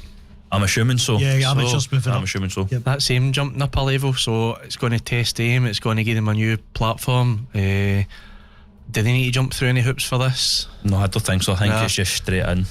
There is like certain things that you've got to meet, and so you can apply. So I know that every team that's applied hasn't got through. I don't know what the criteria are, but I know that there is other teams that want to come, they've not made it. Yeah, I can imagine that, because when we get way back to when Mark McGee was in, basically telling us that the amateur league's just about to collapse, and it's been coming for years with the change of job shift patterns. Everybody's 24/7 working now. It's very hard to get amateur teams and keep them going. People change jobs, people working away. It's really hard to keep a team, so you could tell the numbers were dwindling, the teams were dwindling. Aye. So at least it gives them a platform to still play football on. Aye, definitely. That's pretty much me for the kind of football. So I've got something I want to talk about. I want to talk about who could possibly go up. So this is all official and confirmed. We know who can go up. So you've got two sections.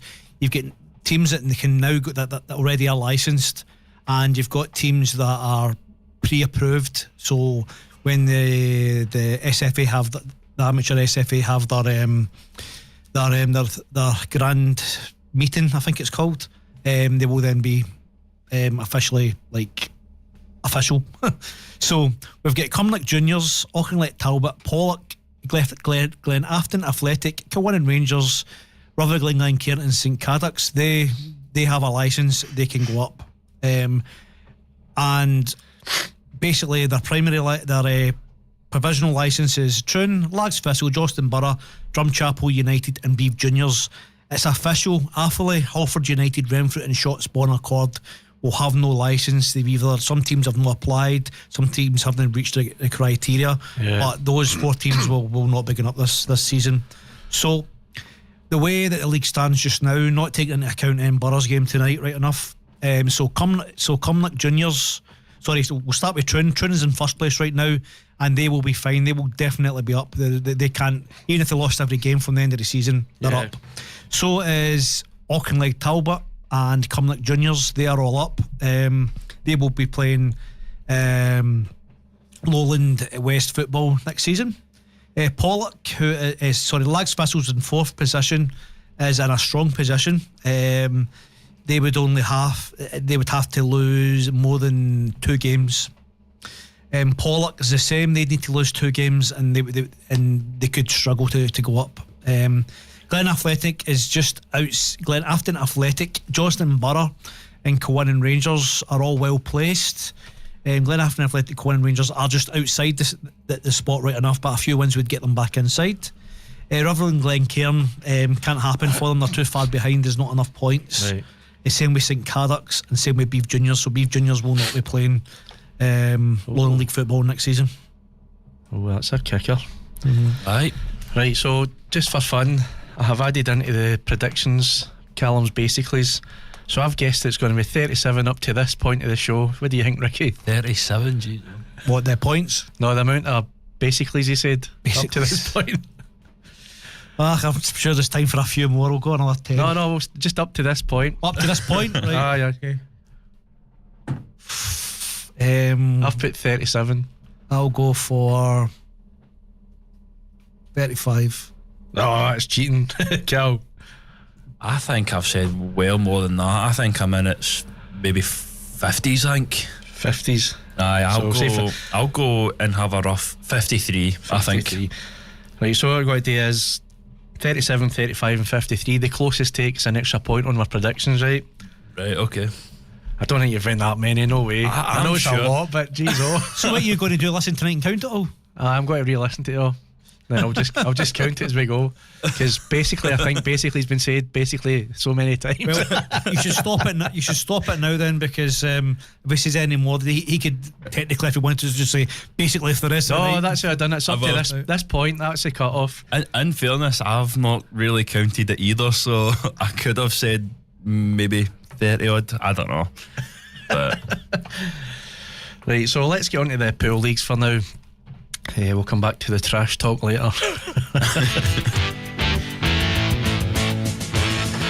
So last Thursday in the Championship, it was the Keystone 0, Red Fox 7. the Keystone have been kicked out of the league, so that was just a gimme. We played a wee in-house tournament ourselves. Pockets E7, Killock Bar 2, massive 2 points for them. We go away to the Killock this week. Blackland Mill 2, Houstons D7, Patter Bar A5, Horseshoe B7, Old House Inn 2, Clapton's B7, Houstons 4, Patter Bar B7, Lorimer's 5, Hash Bar B7, and Burns House 7, the rest 1. This week's fixtures for the Championship is Burns House home to the Keystone, the rest home to Lorimer's, Hash Bar B home to Houston C, Patter Bar B home to Old House Inn, Clipham's Inn B home to Patter Bar A, Horseshoe B home to Blackland Mill, Houston's D home to Pockets E, and Killock B home to Red Fox Inn. There's only 7 games to go. 7 games to go, I think, for the league, and it's so tight. Going into the league table, Pockets E are top with 34 points. Red Fox Inn second with 33. Horseshoe B also on 33 with less frame difference. Clipham's Inn B 30 points, Burns House 29, and Houston C on 27. So a tight top table. And if we go into the Premiership, it's always dead hard to flick this through. There we go. So into the Premiership, the results for the week last week was Clippings A6, the Hazel 6, Pockets B7, Lockheed's 4, Hashbar A7, Houston's B3, Pockets A7, River Inn 1, Horseshoe A7, JB's 2, Houston's A3, Pockets C7, Killock Bar A5, the Heritage 7, and St Peter's Club 1, Pockets E7. The league stands Pockets C top with 35, Horseshoe A 34, Pockets D and Houston's B on 32, but Houston's D have 2 games in hand.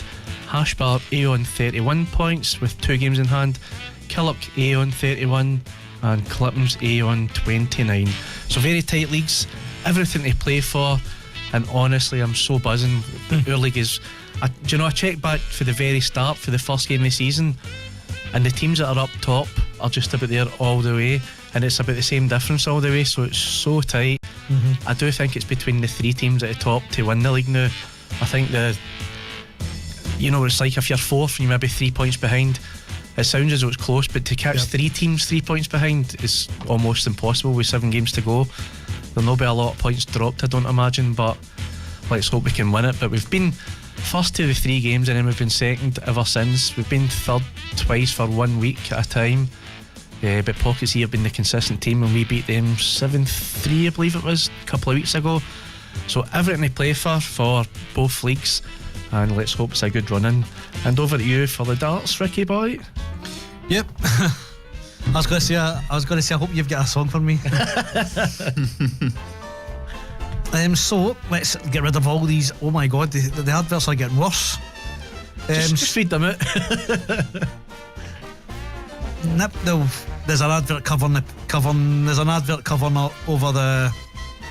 There we go, I've got it now, I think. Sorry folks, there was an advert covering the information there. Pop up Ricky. So it was league action at on Monday, and it was the first division. It was Callum's Midtown 3, Clacton Arrows 6, Flying Horse 8, Tatton Thunder 1, Hag A5, Pockets A4, Hashtag Bar 6, the Clippings 3, and Pockets B4, Hag C5.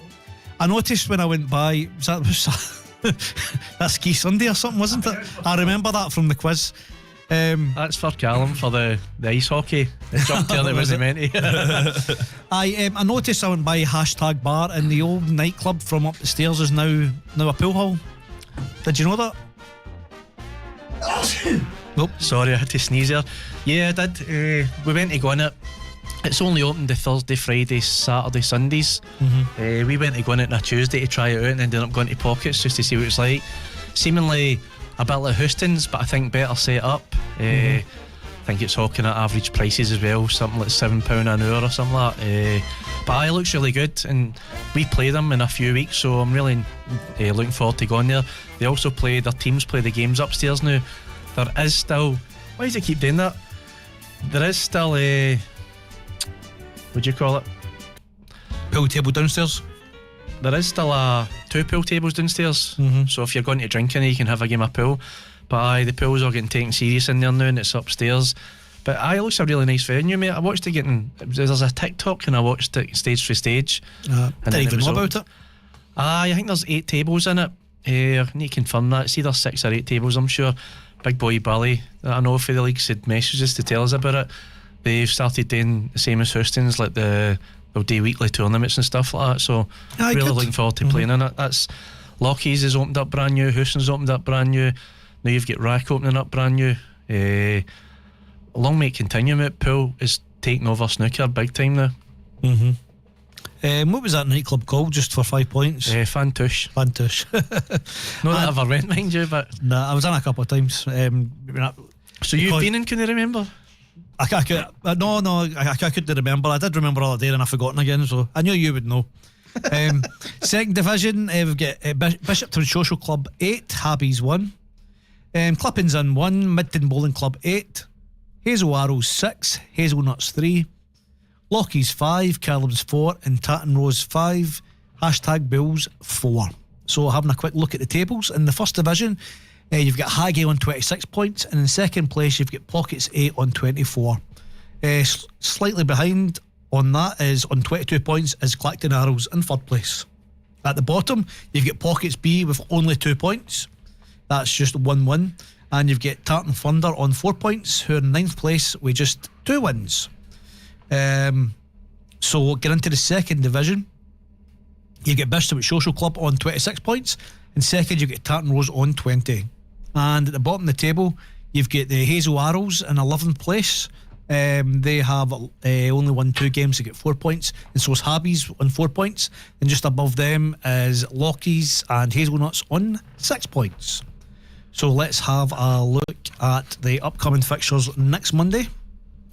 So it's the cup weekend. So you've got the #trophy semi-finals. You've got the Flying Horse versus Hags A, #bar versus Pockets A, and you've got a game in hand being played in the second division. It's the only league action this coming Monday, and it's #Bills versus St Peters. That's just a catch-up game.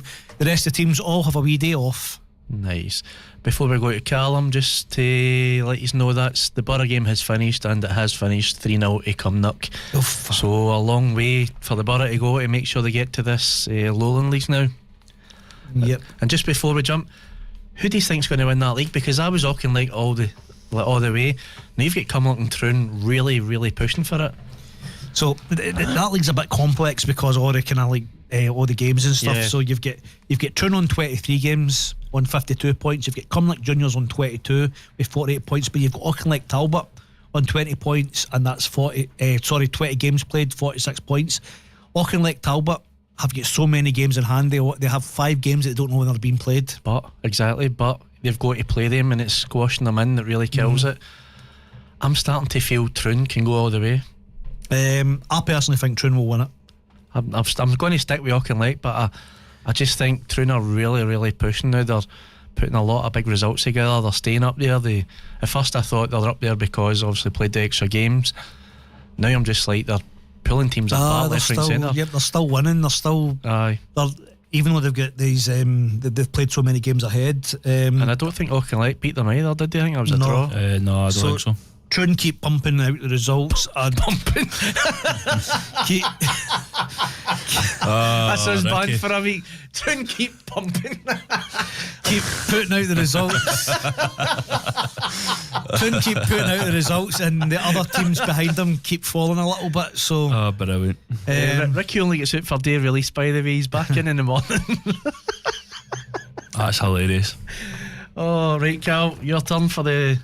Right, before we get on to the hockey stuff, before we've got another goal announcement in the Highlands.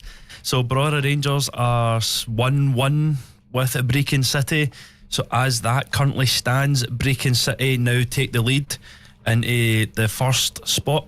Oh my. So aye, I've just had a look at the Champions League as well. I don't know if you've seen it.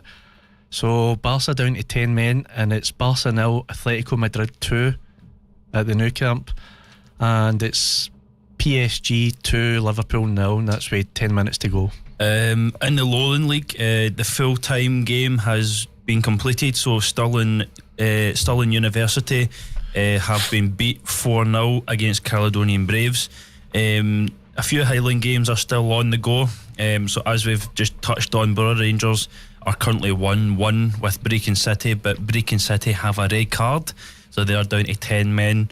Nairn County, they're still getting beat 1-0 by Fraserburgh. Formartine United are winning 2-0, but Banks of D have 2 red cards. Oof. So they're down to 9 men now. And Turriff United are getting beat 2-1 off Inverurie Local Works. So it's getting quite hot in the Highland Leagues at the moment. Yeah, oh, don't say hot, Ricky. I know. See, before we move on, can I just quickly say that so obviously the Cumnock Juniors beat Johnstone Burgh 3-0 tonight, so it actually puts Cumnock Juniors on the same amount of games as Troon now, and they're 1 point behind Troon. So Cumnock Juniors is on 51 points and Troon is on 52. So that's both got up to each other in 23 games played. It's a closer league than what we ever thought it was going to be. And can I just say, I'm really proud of these tonight. The last 3 or 4 weeks, there's either only been 2 years, we forgot to do the predictions, we've run out of time and either missed the ice hockey. We've done everything tonight, everything's sorted. We feel as though we spoke about everything. And after Callum does this, I want to quickly talk about Scotland in the World Cup again. So if you'd like to take it away, Callum, have you got everything set? Nearly there. Nearly there. Right, so the Glasgow Clan, as we know, have been playing it through the week, well, at the weekend there. So they travelled down to Sheffield Steelers. It wasn't the best results for the Clan. They get beat 8-1 on Saturday. And what kind of result do you call that, Ricky? I don't know. Is 8-1 no a pumping? And then the day after, Sunday the 5th, Glasgow Clan were in the arena at home playing Sheffield Steelers, so they came up to us. Glasgow Clan came out with a more positive result from that day before. They came out winners 3-2. So as the current standings at the moment, so Glasgow Clan sitting 8th with 19 wins, 21 losses. And the upcoming fixtures for Glasgow Clan is on Sunday the 12th. It will be in the Braehead Arena, and they will be playing Belfast Giants. So there we go. That's that. And then on to my brother's university ice hockey. The real stuff. Don't forget about him now. So my wee brother, he was down in England doing a wee tournament, because I think this must be the kind of end of season kind of break, so they're all playing tournaments at the moment. So during his time in England, he played Sheffield Bears F team, and the Glasgow Stags C came out as 2-0 winners there against Sheffield Bears. Then after that, they then played Manchester Metro's D, and they came out winners again 2-1 for the Stags. And then on to the 5th of April, they get beat to Birmingham Lions C 2-0, but they responded well. In the next game, they played Leeds Griffins C. They came out with a more positive result, 2-1, and it ended in defeat for the Glasgow Stags C as they get beat to Newcastle Wildcats B 1 by 1-0. So as a result, out of the entire tournament, they came out with 3 wins and 2 losses. So it was still quite a positive for them. So that was that. Do you ever go and watch them?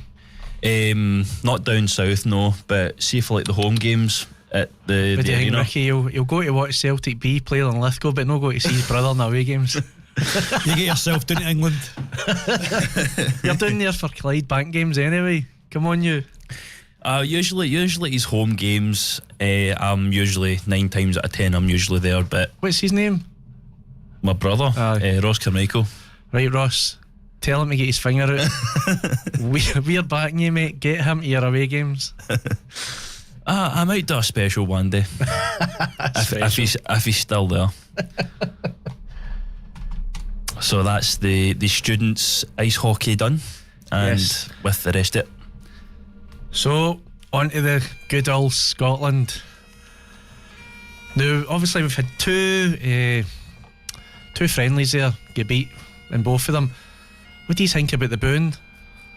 Booing's not required. I don't understand it. It's friendlies. As friendlies were there, friendlies mean nothing at the end of the day. Well, yeah, it'd be great to have a send off with 2 wins or even 1 win, but it didn't happen. But there's certainly no place for booing. Don't get me wrong, I don't think we'll do that well.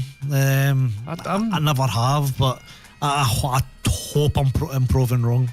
Well, considering our game against Japan, it's been a poor performance for Japan, I think, despite they're a really well set up team and they only won 1 goal.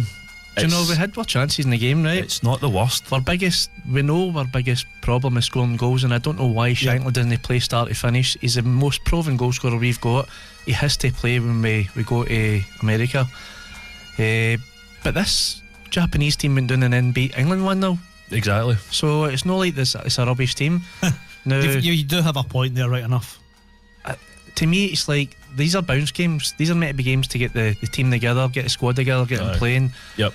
I don't agree with them because, I mean, we're in pinnacle part of our season, in the SPL and all the rest of it. I don't agree with these daft games getting played then. Maybe right at the end of the season, 2 games before we go over or whatever. But I think the booing's absolutely ridiculous. I really do. It's too harsh. Even if you beat 10-0 in a friendly, you need to remember it's still a friendly. Aye. Now, realistically, we're going to win the World Cup. No. We're hoping together and get enough points to get through the group stages. We've never even been through the group stages. So if we do, that's the best we've ever done. He's getting us back to 3 major tournaments now. I don't understand why everybody, 1, hates him, 2, starts booing the team and they just can't get behind Scotland. We're never going to be a team that... We've not got any world-class players, right? Yep. We've got really good players, but we've not got any world-class players, and I think people need to remember that. Even when you've got teams like Wales qualifying, they had a Gareth Bale who was on a different level. We've never had that. No, that's right. You know, you had an Irish team that had Roy Keane, Robbie Keane. They'd so many class players. We don't have that level of player, and we never have in my lifetime anyway. But for me, he's got to start playing Shankland as a main goal scorer, because Shea Adams, Lyndon Dykes, they'll do a shift but they don't score goals. Then you're relying on the midfield. What's the update? Brora Rangers have just scored. It's now 2-1 against Brecon City, so Brora Rangers now take the first spot again. What do they? Aye, the Brora Rangers are sitting first at the moment as we speak with that result 2-1. 90 minutes have played, so it's probably into injury time now. Can Brecon City get a response? What are you doing for the Scotland games? For the tournament, you mean? For the World Cup? Well, maybe not for the first one against Haiti because it's 2 o'clock, but hopefully if the last one, I think was it Brazil, our last one is, if we do go through into the knockouts and we win it, then it's pub time. Just to say we've done it. I just can't wait till it kicks off. But I just think, my God, Scotland 2 in the morning with a football game kicking off, that is going to be pandemonium everywhere. Glasgow. I don't think Scotland will sleep for that night. I think they'll a chance. They'll all stay up. Well, like yourself, it's a lot of people's first World Cup. Aye, exactly. So nobody really wants to miss it, do they? No, that's true. Even kids, I think a lot of kids will get allowed to stay up just because it's Scotland playing. So that's 4 in the morning, the game's finishing. Well, I'm actually in Gran Canaria for the first game. I'm home like 2 days after the game, so I'll be here for the second and third game. But I'm I'll be stoating about. I don't even know Gran Canaria. I've never been before. I'll be stoating about wherever I am, looking for a Scottish or an Irish bar to watch it. But at least that'll be normal there for the tourists to be out late. You're here. I fear seeing the streets at 5 in the morning. So the way it works for that game, the licensing here, the way it works is, so the pubs can open at 11 o'clock on Saturday and need to close 15 minutes after the full-time whistle. So presume that's about a 5:15 finish. Probably. 4:15. 4:15 finish, sorry. So that means you can go to the pub at 11 o'clock on Saturday and come home at 4:15 on a Sunday morning. That's brilliant. Can't argue with that. You could physically go to the pub, get steaming, go home, have a sleep, wake up for the kick-off, go back out again, come back in at 5 in the morning, absolutely blitzed again. Well, that's it. That's what we're all about. Oh, that's on. I think I'll need to stay in the house that weekend, I think. But we've actually got one more friendly on the 30th of May, the Saturday, Scotland versus Caraco. That'll be the last friendly before we go. It's a closed door, is it not? Is it? I think so. Is that not the one that's getting... No, because the one at Ivory Coast was played down at Everton's ground, so I think this one will be played in Hampden, I believe. Right. I don't know. That's... it was only one that was to be played away, I'm sure. Aye. Listen, it is what it is, innit? But I just hope the Scottish fans get behind them. It's going to be a massive occasion, and the ticket prices and that, it's been an absolute... it's been a nightmare. Disgrace. Absolute disgrace. They've got to get pulped for it. Everything's astronomical. It's no fair. You're not getting the proper real fans there anymore for me. But wasn't it no like £40 for a friendly ticket? An adult ticket. Something like that. I was like, how can they afford that? And then of course the FIFA match tickets, was it not like 10,000 or something? That's a working class game stolen by... It's like how can, like, say, like, for your like Africans or your like kind of poorer regions can pay for that? I'm like, and the thing is, they will be there. Are they getting charged something different? Probably. Aye. I don't understand it, but we're getting fleeced as always.